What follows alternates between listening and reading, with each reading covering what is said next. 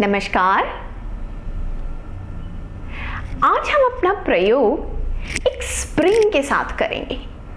तो यहाँ देखिए, ये जो हमारी स्प्रिंग है वो इस हुक से हमने लटका रखी है और स्प्रिंग के दूसरे सिरे पर ये वेट्स लटक रहे हैं। ये जो स्प्रिंग है हमारी कोई कन्वेंशनल स्प्रिंग नहीं है, ये प्लास्टिक के वायर से बनी है और अक्सर बाइंडिंग में काम आती है। तो आइए हम अपना प्रयोग इसी से करते हैं। मैं ये स्प्रिंग को ऑसिलेट कराऊंगी और हम देखते हैं कि इसका टाइम पीरियड क्या आएगा। यहाँ पर ये जो वेट्स लगे हुए हैं ये 100 ग्राम के वेट्स हैं और स्प्रिंग का जो मास है वो करीब 10 ग्राम है।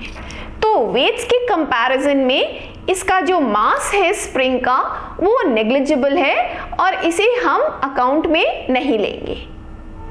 अब मेरे पास यहाँ मोबाइल है और इस मोबाइल की सहायता से मैं टाइम नोट कर सकती हूँ। तो इसका स्टॉप वॉच मैंने ऑन किया हुआ है, तो इसे मैं खींच रही हूँ और जिस वक्त मैं इसे रिलीज करूँगी उसी वक्त मैं मोबाइल का स्टॉप वॉच स्टार्ट करूँगी।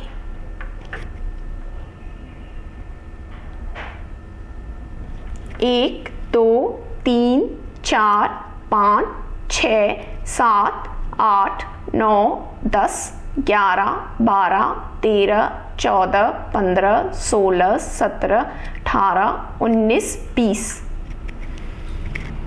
तो ये देखिए कि हमारा जो टाइम आया है वो करीब 15.14 आया है हमारे स्टॉप वॉच पर।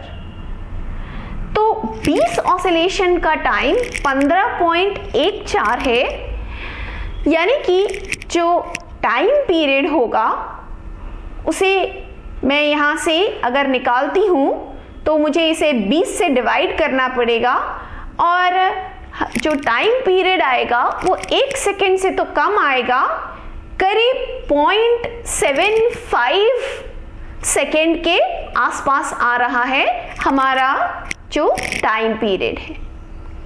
इसे हमें 3-4 बार करना चाहिए, पर हमें इतना आइडिया हो गया है कि ये 20 ऑसिलेशन करीब 15 सेकेंड में होंगे।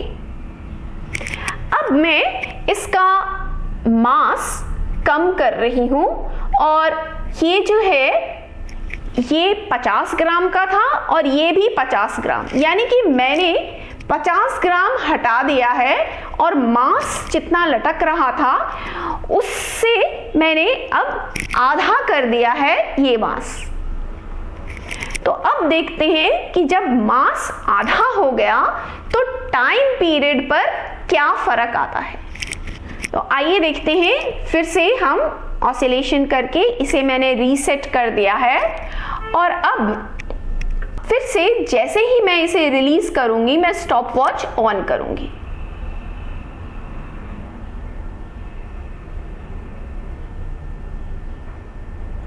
एक, दो, तीन, 4, 5, 6, 7, 8, 9, 10, 11, 12, 13, 14, 15, 16, 17, 18, 19, 20।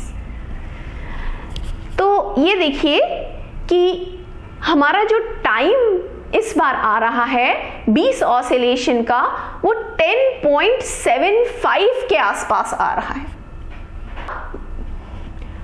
और अब मैं टाइम पीरियड निकाल सकती हूं इसे 20 से डिवाइड करके।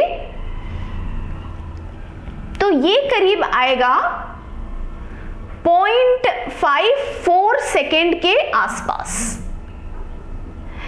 यानी कि जब हमारा मास आधा हो गया तो टाइम पीरियड घट करके 0.75 से करीबन 0.54 सेकेंड के आसपास हो गया है। तो क्या हम इसे स्प्रिंग के इक्वेशन से समझ सकते हैं? आइए देखते हैं। तो यहाँ ये देखिए, आपको पता होगा कि जो स्प्रिंग का टाइम पीरियड है वो 2 पाई रूट m बाई के होता है।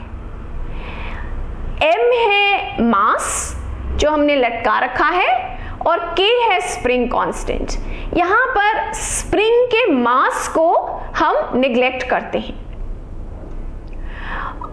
अब हमारे पहले केस के लिए ये इक्वेशन आ जाती है, तो दूसरे केस के लिए हमारा मास हो गया आधा, तो मैं m की जगह m बाई 2 लिख रही हूं। तो T1 हो गया जब हमारा मास था 100 ग्राम और T2 है जब हमारा मास है 50 ग्राम, और T2 हमारा अब T1 बटे रूट 2 है। तो हम यहां देख सकते हैं कि ये सेटिस्फाई हो रहा है या नहीं। T1 हमारा आया था करीब 0.75 सेकेंड के आसपास और T2 आया हमारा करीब 0.54 सेकेंड के आसपास। तो हम इसे कैलकुलेट करके देख सकते हैं कि 0.75 सेकेंड को अगर हम रूट 2 से डिवाइड करें तो क्या हमारा आंसर 0.54 सेकेंड के आसपास आता है या नहीं। तो देखते हैं।